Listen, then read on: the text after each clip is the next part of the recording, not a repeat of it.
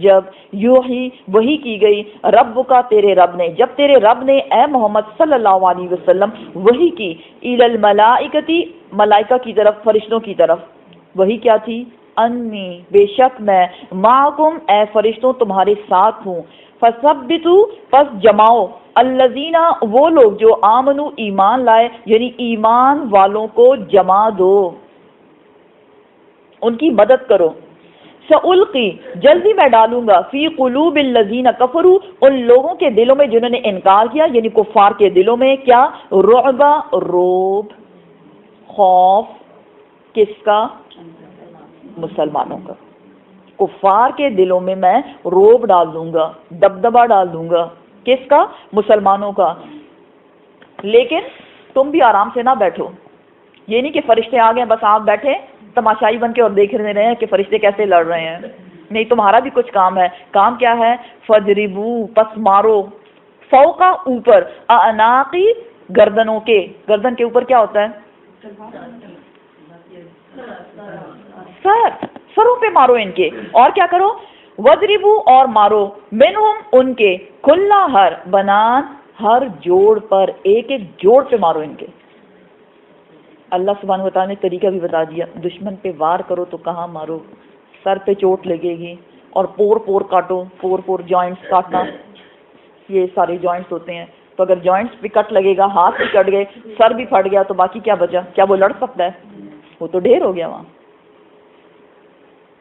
ذالکا یہ جو ہوا، بے انہم بے شک وہ، یہ سب کچھ اس لیے ہوا، یہ اتنا برا انجام کفار کا اس لیے ہوا، شاق اللہ کیونکہ یہ وہ لوگ ہیں جو اللہ سے دشمنی کرتے ہیں، ورسولہ اور اس کے رسول کی بھی مخالفت کرتے ہیں۔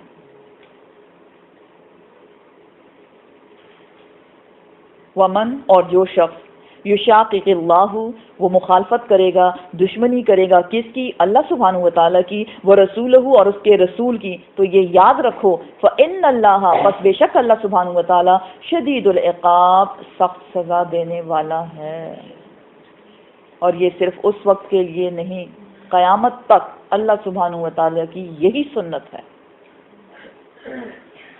اب ہمیں کیا کرنا ہے؟ ایمان کی دولت اس کو پیدا کرنا ہے، جس کے لیے ہمیں کچھ پوائنٹس بتا دیے گئے، پہلے وہ پیدا کرو، اور جب میدان جنگ میں آمنا سامنا ہو تو غیب کے خزانوں سے اللہ مدد کرے گا۔ مارنا کہاں کہاں ہے؟ گردنوں کے اوپر، یعنی سروں پہ وار کرنا ہے، اور ان کی پور ان کی جوڑ ایک ایک جوائنٹ کو کاٹنا ہے۔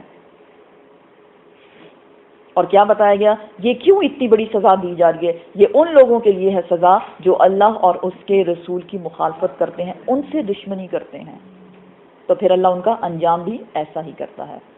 ذالکم یہ تو تھی دنیا کی بات، فذوقوا پس وہ چکھیں گے، فذوقوہ پس وہ چکھیں گے اس کو، کس کو؟ عذاب کو، وَأَنَّ اور بے شک لِلْكَافِرِينَ کافروں کے لیے عذاب النار آگ کا عذاب ہے۔ کب؟ آخرت میں۔ یہ نہیں کہ دنیا میں وہ مار دیے گئے تو بس چھوٹ ہو گئی، باقی ختم، نہیں، آخرت میں کیا ہوگا؟ ان کافروں کو جہنم میں دھکیلا جائے گا، آگ میں ڈالا جائے گا۔ یا ایھا الذین آمنو اے ایمان والو، اذا جب لقیتم تم ملو، جب تم ملاقات کرو، الذین کفروا ان لوگوں سے جو کافر ہیں، یعنی کفار سے، زحفاً میدان جنگ میں، میدان جنگ میں جب مومنوں کا آمنا سامنا ہو کفار کی فوج سے، ان کے لشکر سے، فلا پس نہ تولوہم نہ تم موڑو اپنے ادبار پیٹھوں کو، اپنی پیٹھوں پر نہ مڑنا۔ اور یہاں یہ بات یاد رکھیں کہ میدان جنگ سے بھاگنا گناہ کبیرہ ہے، گناہ کبیرہ۔ یہاں بیسیکلی یہ بتایا جا رہا ہے پیٹھوں کو موڑنے سے مراد ہے میدان جنگ سے بھاگنا نہیں ہے۔ ایک بار میدان میں چلے گئے جنگ کے ارادے سے، اگر واپس پلٹو گے اس ڈر سے کہ موت آ جائے گی تو یہ گناہ کبیرہ ہے۔ لیکن ساتھ میں بتایا جا رہا ہے ومن اور جو شخص یولیہم وہ موڑ لے اپنی پیٹھ کو، یومئذ اس دن، دبرہ اپنی پیٹھ کو، الا مگر آپ پھیر سکتے ہیں. پہلے کیا کہا گیا؟ گناہ کبیرہ ہے پیٹھوں کو نہیں موڑنا، میدان جنگ سے نہیں بھاگنا، لیکن پیٹھ مینس بیک سائڈ. لیکن اب اس کو تھوڑا سا ایکسپلین کیا جا رہا ہے کہ اس کا مطلب کیا ہے. مطلب یہ ہے الا مگر آپ اپنی بیک کر سکتے ہیں میدان جنگ میں دشمن کے. کب؟ متحرفن لقتال، لڑنے کے لیے، کنارے پر چلنے کے لیے. فار ایگزامپل میدان جنگ ہے، ٹھیک ہے، اور ذہن میں آئیڈیا ہے کہ نہیں وار کہاں سے کرنا چاہیے؟ اس دوسری سائڈ سے کرنا ہے، تو اس دوسری سائڈ پہ جانے کے لیے آپ کو پیٹھ تو پھیرنی پڑے گی. یہ ایک آپ کو بتایا جائے ایسی سچویشن ہو آپ بیک سائڈ کر سکتے ہیں ان کی طرف. دوسری کون سی سچویشن ہے؟ او یا متحیزن الی فئۃ، متحیزن جا ملنے کے لیے، الی فئۃ اپنی فوج سے. آپ ادھر لڑ رہے ہیں، ٹھیک ہے، درمیان میں بہت سے دشمن، اس سائڈ پہ آپ کی فوج ہے. اب ان سے ملنے کے لیے آپ کو کچھ ایسا رخ آپ کو اختیار کرنا ہوگا، ایسی پوزیشن پہ چلنا ہوگا کہ آپ ان سے جا کے مل لیں. تو ان سے ملنے کے لیے اگر آپ کی بیک سائڈ ہو جائے دشمن کی طرف تو اس میں بھی کوئی گناہ نہیں. اللہ سبحانہ و تعالیٰ نے چھوٹی سی چھوٹی بات بھی آپ کو سمجھا دی ہے. فقط پس تحقیق جو بھی میدان جنگ سے بھاگے گا، با وہ پلٹے گا، بغضب من اللہ، اللہ کے غصے کے ساتھ، اللہ کے غضب کے ساتھ. اور اس کا کیا حال ہوگا؟ بمأواہ، اور اس کا ٹھکانہ ہوگا جہنم، جہنم کی آگ میں اس کو ڈالا جائے گا. کس کو؟ جو میدان جنگ سے بھاگ جائے. وبئس، اور بہت ہی برا ہے کیا؟ مصیر، وہ ٹھکانہ. اللہم اجرنا من النار، اللہم اجرنا من النار. فلم پسنا تقتلوہم، نہیں تم نے قتل کیا ان کو. کن کو؟ کفار کو. ولیکننا، اور لیکن اللہ سبحانہ و تعالیٰ نے قتلہم، ان کو قتل کیا. کس طرف اشارہ ہے؟ فرشتوں کی مدد، کیونکہ فرشتے لٹرلی ان پہ وار کر رہے تھے اور وہ ایک ایک جن کو فرشتوں نے مارا پتہ چل رہا تھا کہ ان کے سروں کو انہوں نے پھوڑا ہوا ہے اور ان کے جوڑ کو کاٹا ہوا ہے. تو یہاں کیا بتایا جا رہا ہے؟ اللہ سبحانہ و تعالیٰ ساتھ میں بتا رہے ہیں کہ اے مومنو، کیونکہ کہ کہیں تکبر کی طرف ہم تو دیکھیں وہ چیز اللہ کو پسند نہیں ہے.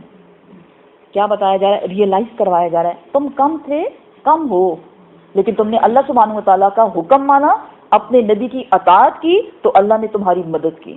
وہ جو قتل ہوئے تمہارے دشمن، وہ تم نے قتل نہیں کیے، اس میں تمہارا کوئی کمال نہیں ہے، بلکہ ان کو اللہ سبحانہ و تعالیٰ نے قتل کیا. وما، اور نہیں، رمیتا تم نے پھینکا، اذ جب، رمیتا تم نے پھینکا، ولیکننا اور لیکن اللہ سبحانہ و تعالیٰ رما، اسی نے پھینکا. یہ پھینکنے والی بات کیا ہے؟ ہوا یہ کہ آپ صلی اللہ علیہ وسلم نے اللہ کے حکم سے ایک مٹھی بھر ریت لی اور دشمنوں کی طرف، ان کی فوج کی طرف پھینکی، اور ساتھ میں کہا شاہد الوجوہ، ان کے چہرے بگڑ جائیں. تو اللہ سبحانہ تعالیٰ بتا رہے ہیں کہ وہ ہاتھ اے محمد صلی اللہ علیہ وسلم بے شک کہ تمہارا تھا، لیکن تم نے نہیں پھینکا، ہم نے پھینکا. اس کی استطاعت، اس کی توفیق ہم نے تمہیں دی، اور ریت کے ذرات میں اتنی پاور ہم نے ڈال دی کہ ان کی آنکھوں میں ساری چلی گئی. جس ظاہر جب آنکھ میں ایک پلک بھی جاتی ہے تو ہم کیا کرتے ہیں؟ ملتے رہتے ہیں اور کچھ نظر نہیں آ رہا ہوتا. تو اب ریت جب جاتی ہے کسی کی آنکھوں میں تو اس کا حال کیا ہوگا؟ تو یہ بھی اللہ سبحانہ و تعالیٰ نے ان کی مدد کی. وَلِيُبْلِيَ الْمُؤْمِنِينَ، اور تاکہ وہ آزمائے. یہ سب کچھ کیوں ہوا؟ کیا ضرورت تھی یہ لڑائی لڑنے کی؟ اب یہاں وہ بتایا جا رہا ہے ضرورت اس لیے تھی کیونکہ اللہ سبحانہ و تعالیٰ مومنین کو آزمانا چاہتا تھا، منہ، اس لڑائی کے ذریعے. تھوڑی تعداد میں ہے پھر بھی دیکھا جائے کس کا ایمان زیادہ ہے، کون اللہ پہ توکل کرتا ہے. کیونکہ پیچھے ہم پڑھ چکے کہ مومنین کا ایک خصوصیت ان کی کیا ہے؟ وہ کیا کرتے ہیں؟ اللہ پہ بھروسہ کرتے ہیں. تو یہاں اللہ سبحانہ و تعالیٰ بیسیکلی آزمانا چاہتا تھا مومنین کو، بلاءً، آزمائش، حسناً، بہترین. بلاءً کا اپنا لفظی میننگ ہے آزمائش، لیکن جب اس کے ساتھ حسناً آتا ہے تو اٹ مینس نعمتوں کے ساتھ، بہترین نعمت. اللہ آپ کو بہترین نعمت دینا چاہتا تھا. کیا تھی بہترین نعمت؟ بہترین نعمت یہی تھی کہ کافروں کے اتنے بڑے بڑے سرداروں کو مار دیا جائے، تو فار ایور ان سے تو جان چھوٹ گئی نا، اور مال غنیمت اتنا زیادہ دیا جائے، اور اس سے بھی بڑھ کر کفار مکہ کی یہ بہت بڑی بات تھی کہ اتنی تھوڑی سی تعداد میں مسلمان جو ہیں انہوں نے فتح حاصل کر لی، وہ کامیاب ہو گئے. یہ کیسے ہو گیا؟ ان کا روب کافروں کے دل میں اللہ نے بٹھا دیا نیکسٹ ٹائم کے لیے بھی. تو یہ ایک بہت بڑی کامیابی تھی. ان اللہ، بے شک اللہ سبحانہ و تعالی، سمیع، وہ تو سننے والا ہے، علیم، وہ جاننے والا ہے کہ کس کے دل میں کیا ہے. ذالکم، یہ جو ہوا یہ تو تمہارے ساتھ ہوا. وَأَنَّا، اور بے شک اللہ سبحانہ و تعالی، موہنو، وہ کمزور کرنے والا ہے، کئی تدبیر کو، چالوں کو، کافرین، کافروں کی. کافروں کی چال کیا تھی؟ کیا چال انہوں نے چلی؟ ایک تو یہ کہ بہت بڑی تعداد میں آئے. دوسری چال انہوں نے کیا چلی کہ انہوں نے اچھی جگہ لے لی، پہلے پہنچے، پانی پہ قبضہ کر لیا، اور ہر قسم کا ہتھیار تھا ان کے پاس. تو یہ ساری تدبیریں وہ کر کے آئے تھے، لیکن اللہ سبحانہ و تعالیٰ نے ان ساری تدبیروں کو کمزور بنا دیا، ان کو کوئی فائدہ نہیں ہوا. ان، اگر، تستفتحون، تم فیصلہ چاہتے تھے، فقط پس تحقیق، جاءکم، آیا تمہارے پاس، الفتح، فیصلہ. اس کا بیک گراؤنڈ آپ سمجھ لیں. ہوتا یہ ہے کہ غزوہ بدر پہ جانے سے پہلے ابو جہل نے کیا کیا کہ اس نے اللہ سے دعا مانگی. دیکھیے مکہ والے اللہ کو مانتے تھے لیکن ایک اللہ کو نہیں، ساتھ میں انہوں نے بتوں کو شریک کر لیا تھا، شرک کرتے تھے بیسیکلی. ابو جہل نے اللہ سے دعا مانگی کہ اے اللہ، وہ لوگ جنہوں نے قطع رحمی کی، قطع رحمی رشتوں کو کاٹا، وہ اس کو نہیں دیکھ رہا تھا کہ آپ صلی اللہ علیہ وسلم صحابہ کرام کے ساتھ جو ہجرت آپ نے کی، کیوں کی آپ نے؟ کیونکہ اللہ کا حکم تھا اور ان پہ بہت زیادہ ظلم کیے جا رہے تھے. جب ظلم بالکل حد سے گزر گیا تو آپ صلی اللہ علیہ وسلم نے ہجرت کا راستہ اختیار کیا اللہ کے حکم سے. اب ابو جہل کیا کہہ رہا ہے؟ دیکھیں نا الفاظ کو، اور اس کے مائنڈ میں کیا ہے؟ وہ لوگ جنہوں نے قطع رحمی کی، یعنی آپ صلی اللہ علیہ وسلم اور آپ کے ساتھی، ان کی طرف اشارہ ہے. اور وہ لوگ جو ایک ایسی بات کر رہے ہیں جو ہمارے آباء و اجداد نے کبھی نہیں کی. کیا کہہ رہے تھے وہ بات کیا تھی؟ وحدہ لا الہ الا اللہ، ایک اللہ، چھوڑ دو بتوں کو. تو ان کو یہ سب باتیں بڑی غلط لگ رہی تھیں. تو ابو جہل نے اللہ سے دعا کی، یا اللہ جو حق پہ ہے اسی کی جیت کرنا. جی بہت اچھی دعا. اللہ سبحانہ وتعالیٰ نے ایک مشرک، ایک کافر کے منہ سے یہ الفاظ نکالے، یا اللہ کامیابی تو اسی کو دینا جو حق پہ ہے، اور اس کو اپنا آپ حق پہ دکھ رہا تھا اور وہ لوگ ان کو حق پہ نہیں دکھ رہے تھے. یہاں اس لیے کہا گیا ہے کہ ان تستفتحو، یہی کہ جب تم فیصلہ چاہ رہے تھے، فقط پس تحقیق، جاءکم، آ گیا تمہارے پاس، الفتح، فیصلہ. جو حق پہ تھا اللہ نے حق کو ثابت کر دیا اور جھوٹ کو مٹا دیا. وَإِن، اور اب بھی وقت ہے، وَإِن، اور اگر، تنتہو، تم باز آ جاؤ، فہوا، پس وہ باز آ جانا، خیر لکم، تمہارے لیے بہتر ہے. اللہ معاف کر دے گا، اللہ بخش دے گا. پلٹ آؤ اللہ کی طرف، رجوع کرو اس سے.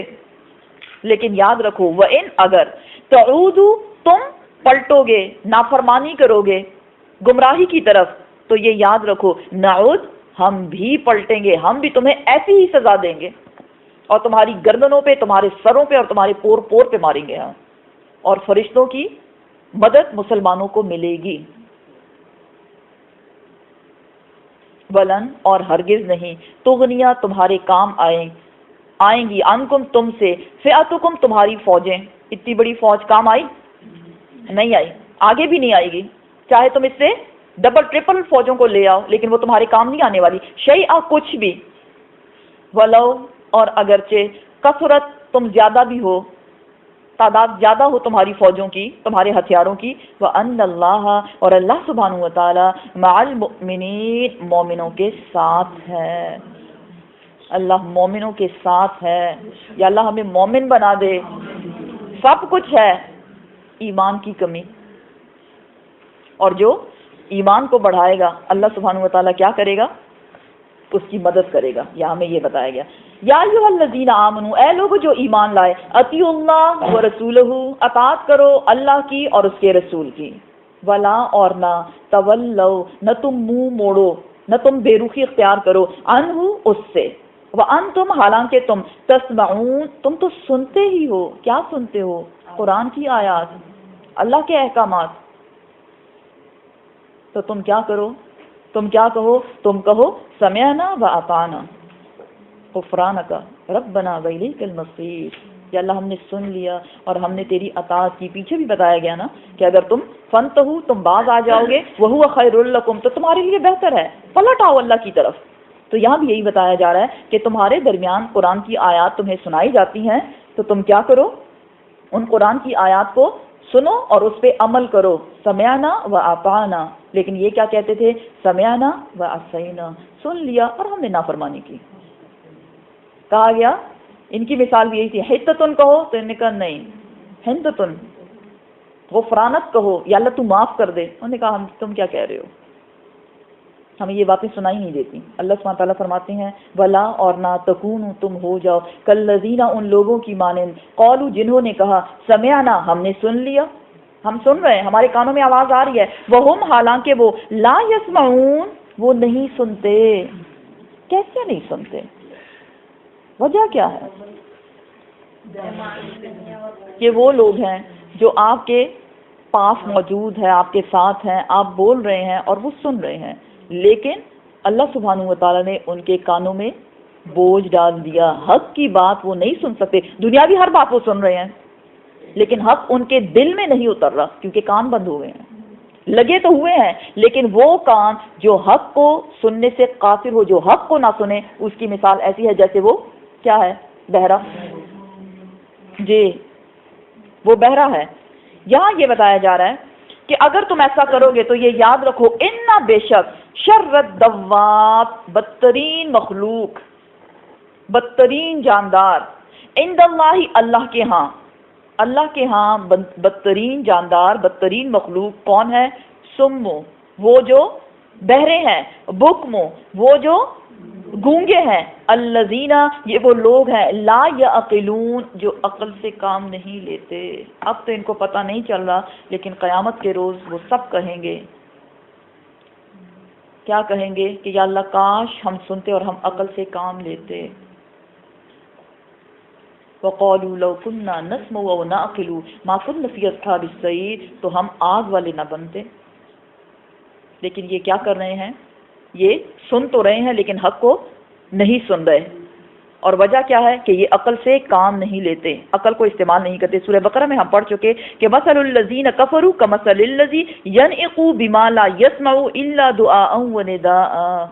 وہ لوگ جو ایمان نہیں لاتے، جو کافر ہیں، ان کی پکار کیا ہے؟ صرف چیخ اور پکار. جیسے چرواہا اپنی بھیڑ بکریوں کو بلاتا ہے اور ان پہ کچھ اثر نہیں ہوتا، بس ایک آواز ہے جو آ رہی ہے، ان کو سمجھ نہیں آ رہی کہ ان سے کیا کہا جا رہا ہے. کیوں؟ کیونکہ یہ ہیں سم بکم عمی فہم لا یعقلون، گونگے، بہرے، اندھے، عقل سے کام نہ لینے والے. اللہ سبحانہ و تعالیٰ نے ہمیں آنکھیں دی، کان دیے اور کیا دیا؟ دل دیا. کس لیے دیا؟ یہ سب چیزیں کیا ہیں؟ عقل دی. یہ سب ٹولز ہیں، ہم نے اس سے کام لینا ہے. جب ہم لکھتے ہیں، اگر ہمارے پاس پین نہیں ہے کیا ہم لکھ سکتے ہیں؟ ہماری لکھائی کے لیے، رائٹنگ کے لیے ٹول کیا ہے؟ پین. ہماری سمجھ کے لیے اللہ سبحانہ و تعالیٰ نے ہمیں سارے ٹولز دے دیے. تو اگر ہم اسی کو یوز نہیں کریں گے اور پھر ہم کہیں مجھے تو پتہ نہیں تھا، تو یہ انصاف ہے؟ یہ انصاف نہیں ہے. ولو اور اگر علم اللہ جانتا، اللہ بے شک سب کو جانتا ہے، فیہم ان لوگوں میں کیا؟ خیرن کوئی بھلائی، لاسمعہم البتہ ضرور بے ضرور ان کو سنوا دیتا. اللہ جانتا سے مراد ہے کہ اگر اللہ سبحانہ و تعالیٰ ان میں دیکھتے گنجائش ہے حق کو قبول کرنے کی، حق پہ عمل کرنے کی، تو اللہ سبحانہ و تعالیٰ ان کو ضرور سنوا دیتا. لیکن کیا ہے؟ ولو اور اگر اسمعہن اگر وہ اس کو سن بھی لیتے، اگر یہ والے جو ہیں جن میں کوئی خیر نہیں ہے، لتولوا البتہ وہ بے رخی اختیار کرتے ہیں، وہم معرضون اور وہ اعراض کرتے ہیں. اس لیے اللہ سبحانہ و تعالیٰ ان کو حق نہیں سنواتے. اور ان کی مثال جانوروں کی سی ہے. یا ایھا الذین آمنوا اے لوگو جو ایمان لائے، استجیبوا للہ، استجیبوا قبول کرو، لبیک کہو، کس بات پر؟ للہ، اللہ کے حکم پر، وللرسول، اور رسول کے حکم پر،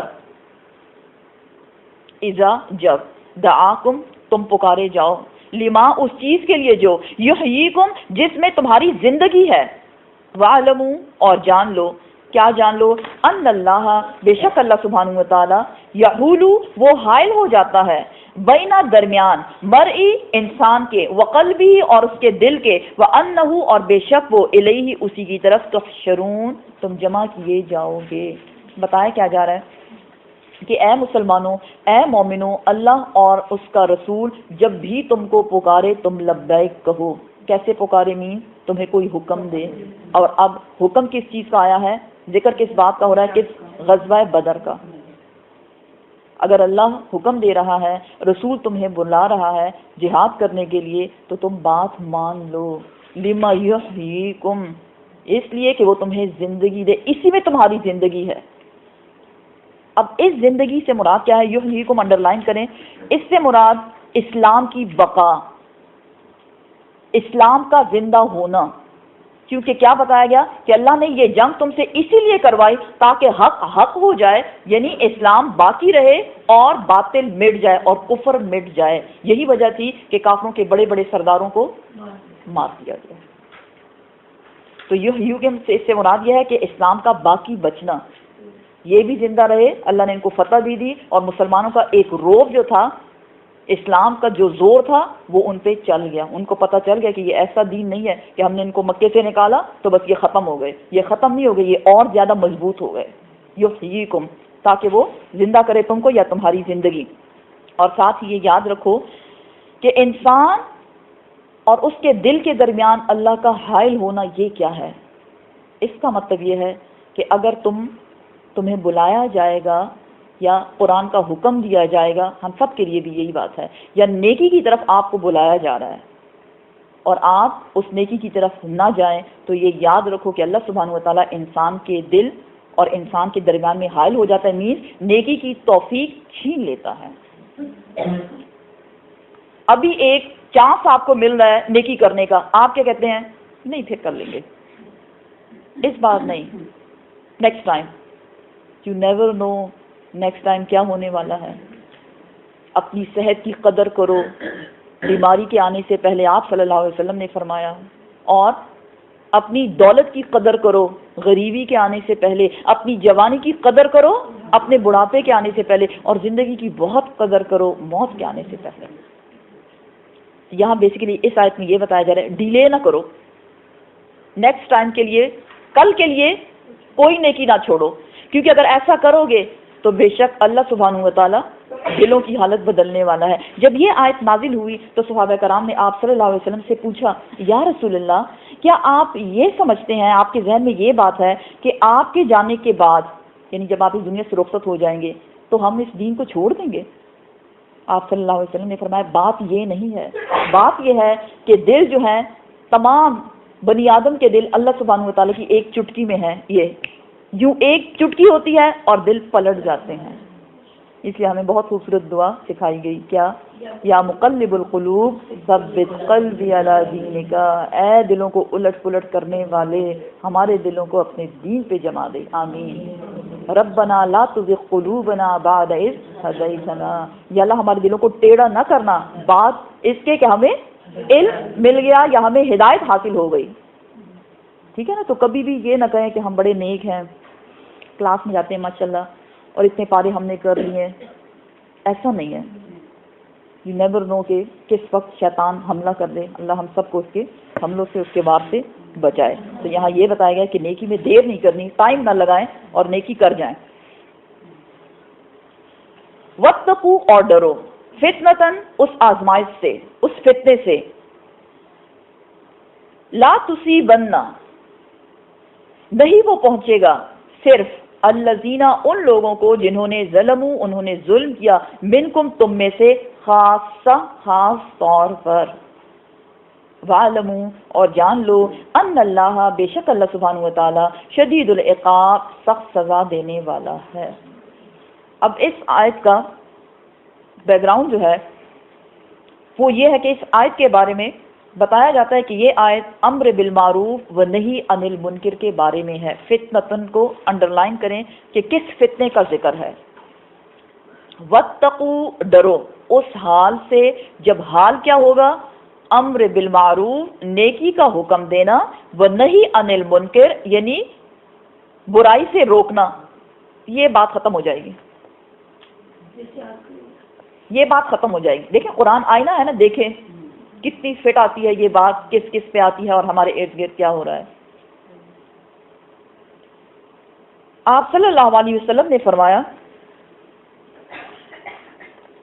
کہ بے شک ایک وقت ایسا آئے گا کہ لوگ امر بالمعروف اور نہی عن المنکر کو چھوڑ دیں گے، پھر اللہ سبحانہ و تعالیٰ سب کو عذاب میں لپیٹ لے گا، اور پھر لوگ دعائیں کریں گے، ان کی دعائیں قبول نہیں ہوں گی. اسی طرح اسی آیت کے بارے میں حضرت ام سلمہ جو ہیں وہ روایت کرتی ہیں کہ یہ فتنہ سے مراد ہے گناہوں کا عام ہو جانا. گناہ عام ہو جائیں گے، کسی بھی گناہ کو برا نہیں سمجھا جائے گا. لیکن آج کل کیا ہو رہا ہے، جتنی زیادہ بے حیائی اتنا ہی اس کو اپریشیٹ کیا جاتا ہے. بڑے براڈ مائنڈڈ، بڑے موٹ اسکاٹ لوگ ہیں، یہ کتنا سب کچھ آتا ہے، یہ تو بڑے آگے نکل گئے ہیں، بڑے ترقی یافتہ ہیں. ہاں کہ قرآن کیا بتاتا ہے؟ شیطان نے تمہارے آباء و اجداد کے، تمہارے باپ دادا کے لباس اتروا دیا، ایسا نہ ہو کہ وہ تمہارے ساتھ بھی ایسا کرے. بچو اس بات سے. قرآن پڑھتے نہیں ہے نا، کہاں سے پتہ چلے گا؟ یہ چھوٹے چھوٹے کپڑے پہن کے کیا کیا جا رہا ہے اور ان کو اپریشیٹ کیا جا رہا ہے. تو بڑی ڈرنے والی آیت اس لیے ہے کہ یہاں بتایا جا رہا ہے واتقوا ڈرو اس آزمائش سے جو جس کا وبال صرف ان لوگوں پہ نہیں آئے گا، خاص طور پر وہ لوگ جو اس گناہ کو کریں گے، بلکہ سب لوگ اس کی لپیٹ میں آ جائیں گے.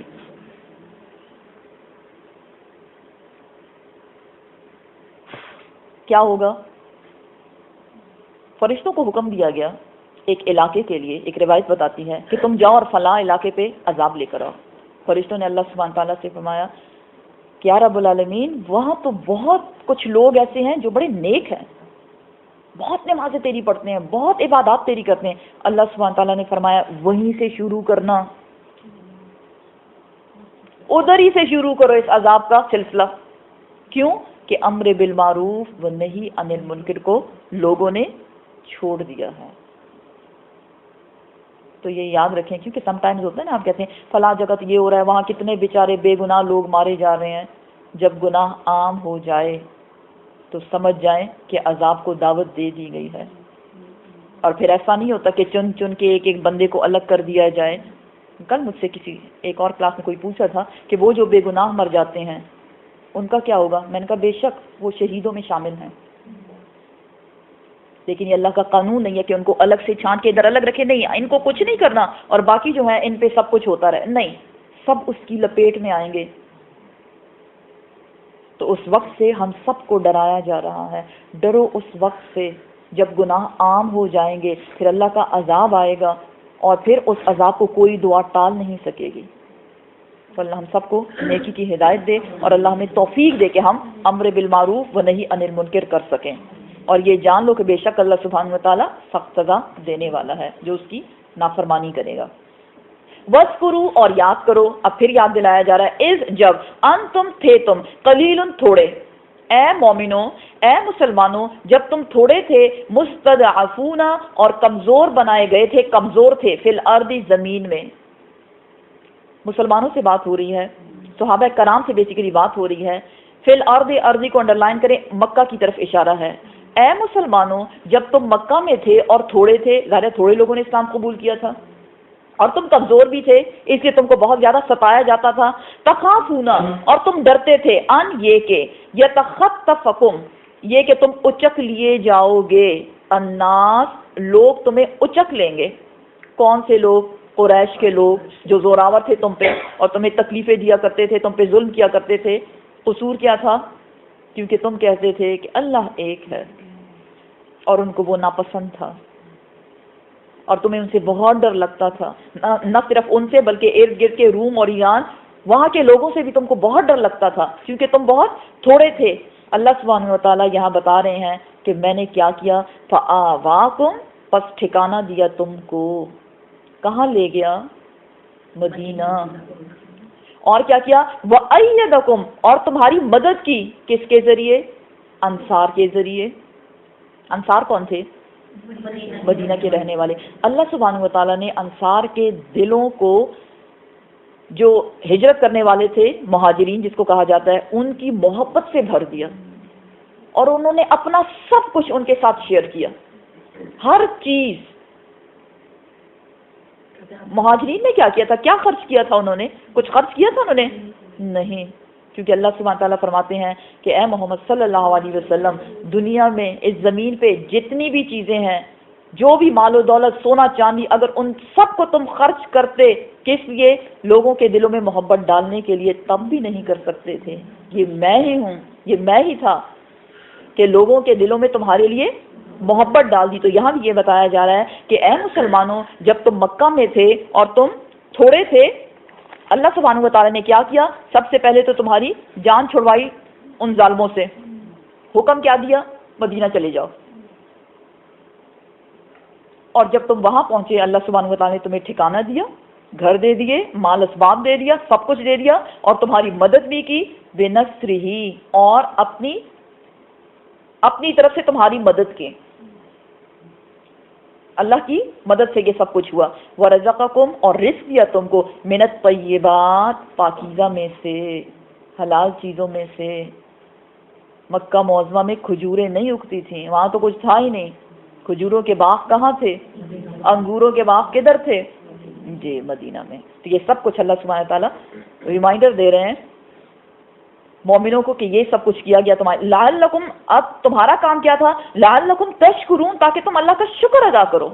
اٹ مینس جب نعمتیں ملتی ہیں تو اس کے بعد ہمارا کام کیا ہے؟ شکر ادا کرنا.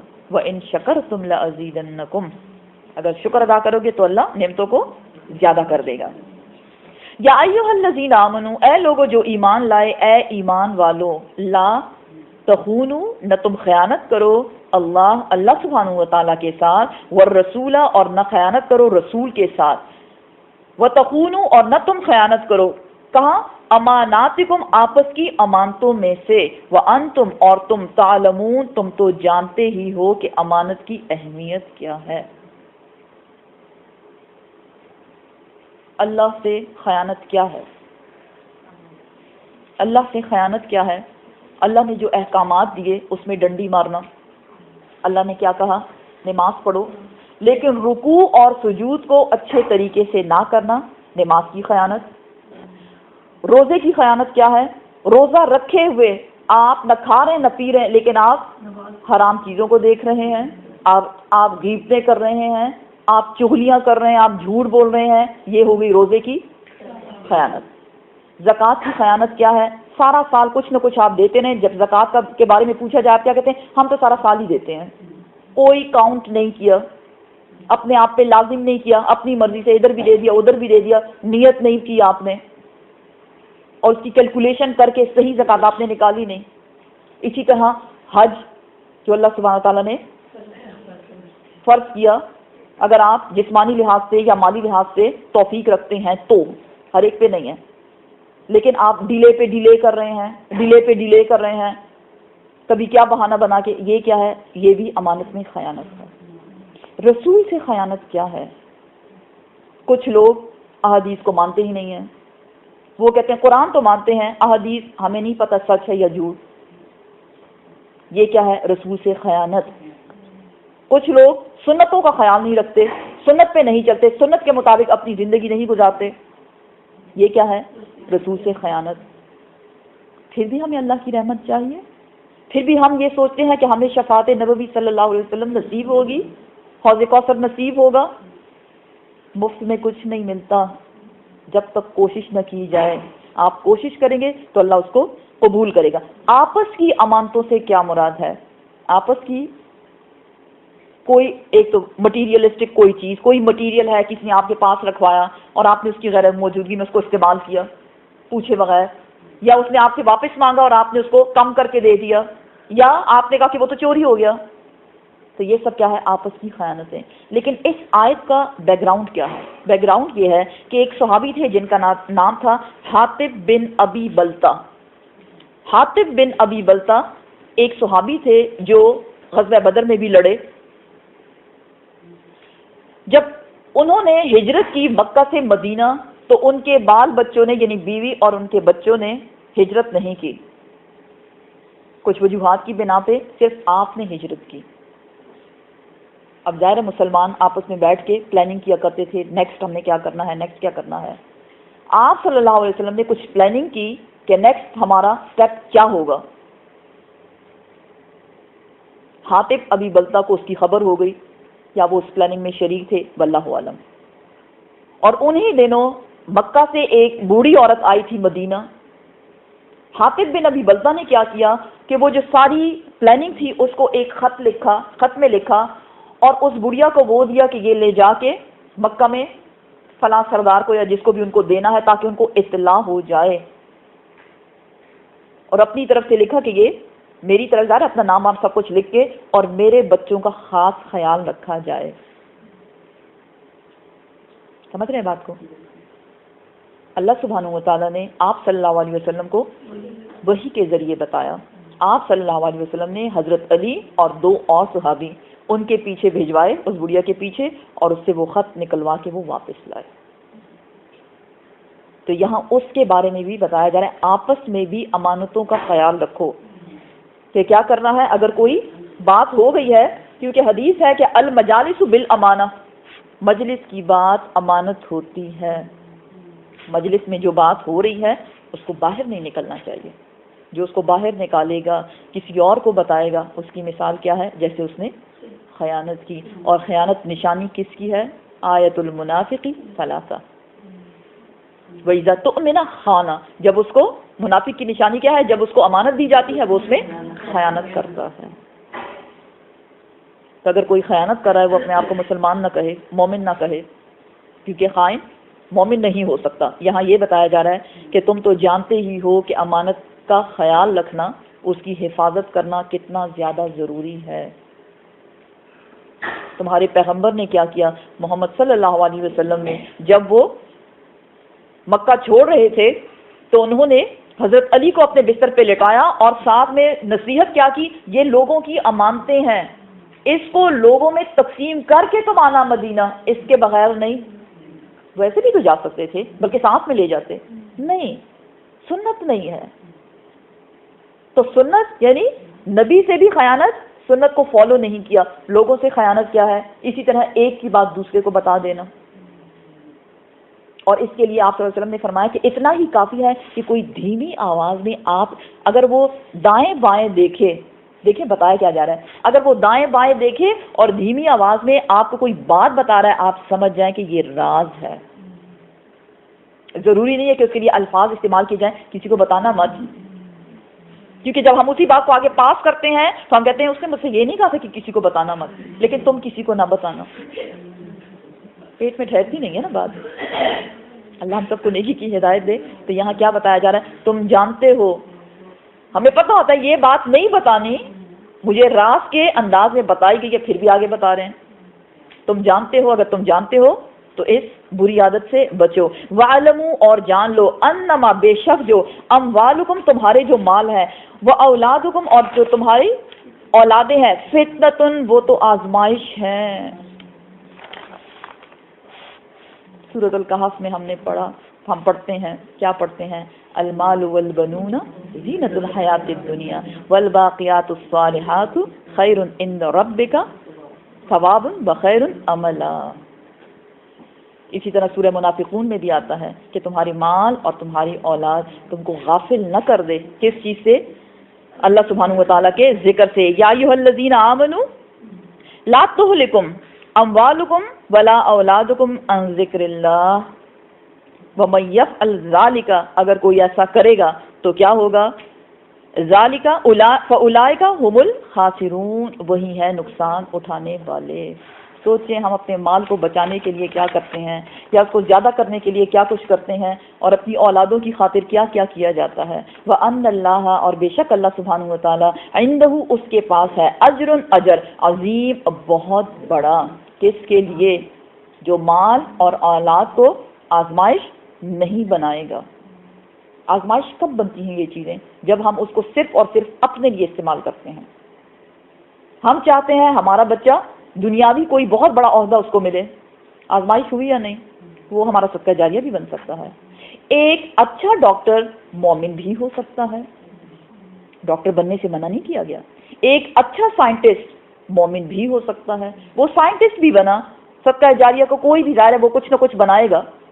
لیکن ساتھ ہی وہ جن کی اولاد ہے اور انہوں نے اس کو بتایا کہ نماز کی اہمیت کیا ہے، حقوق اللہ اور حقوق العباد کے بارے میں بتایا اور اس نے اس پہ عمل کیا، تو وہ اپنے پیرنٹس کے لیے صدقہ جاریہ بن جائے گا.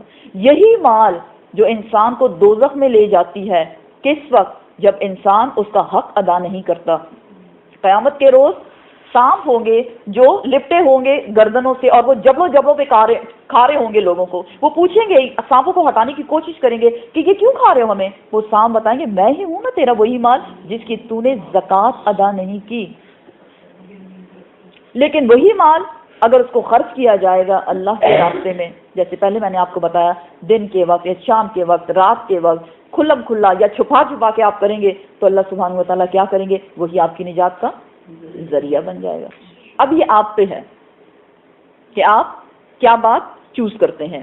یا ایھا الذین آمنو، اے لوگو جو ایمان لائے، ان اگر تتقو تم تقوی اختیار کرو گے، کس کا؟ اللہ سبحانہ و تعالیٰ کا. یجعل لکم، تو وہ بنا دے گا تمہارے لیے فرقانا، فرقان. اب اس آیت میں تقوی اختیار کرنے کے فائدے بتائے جا رہے ہیں. نمبر 1، جو تقوی اختیار کرے گا فرقانا 1، انڈر لائن کریں اس کو. وَيُكَفِّرْ عَنْكُمْ، اور وہ مٹا دے گا، ہٹا دے گا تم سے سیئاتکم، تمہاری برائیوں کو. نمبر 2، وَيَغْفِرْ لَكُمْ، اور وہ بخش دے گا تمہارے لیے تمہارے گناہوں کو. نمبر 3، واللہ، اور اللہ سبحانہ و تعالیٰ، ذو الفضل العظیم، بہت ہی زیادہ رحم کرنے والا ہے، بہت زیادہ دینے والا ہے. فضل مین انعام کرنا، زیادہ دینا. جو شخص تقوی اختیار کرے گا یعنی اللہ سے ڈر کے زندگی گزارے گا، اللہ سبحانہ و تعالیٰ اس کے لیے فرقان بنا دیں گے. کدھر؟ اس کے سینے کے اندر. فرقان مینز نور، فرقان مینز میزان. فرقان کا مطلب اچھے اور برے میں تمیز، جھوٹ اور سچ میں تمیز، رحمان اور شیطان کے راستے میں تمیز. یہ ہے فرقان. ہر ایک کو نہیں ملتی. کس کو ملے گی فرقان؟ کس کو دی جائے گی؟ جو اللہ سے ڈرے گا. جو اللہ سے ڈرے گا. تو دیکھیں کتنی بڑی نعمت ہے. ہم نہیں چاہتے کہ ہمیں پتہ چلے کہ کیا ٹھیک ہے اور کیا غلط ہے، اور پھر ساتھ میں اللہ اتنی توفیق بھی ہمیں دے کہ ہم اس پہ عمل کر سکیں. تو جو اللہ سے ڈرے گا اللہ اس کو فرقان دے گا. دوسرا کیا کرے گا کہ اللہ سبحانہ و تعالیٰ اس کی برائی کو اس سے ہٹا دے گا. جو برے برے کام وہ کرتا ہے، اللہ سبحانہ و تعالیٰ جیسے نعمتوں کی توفیق ہوتی ہے، جیسے اچھے کام کی توفیق ہوتی ہے، نیکی کی توفیق ہوتی ہے، اسی طرح برائی کی بھی توفیق ہوتی ہے. لا حول ولا قوت الا باللہ.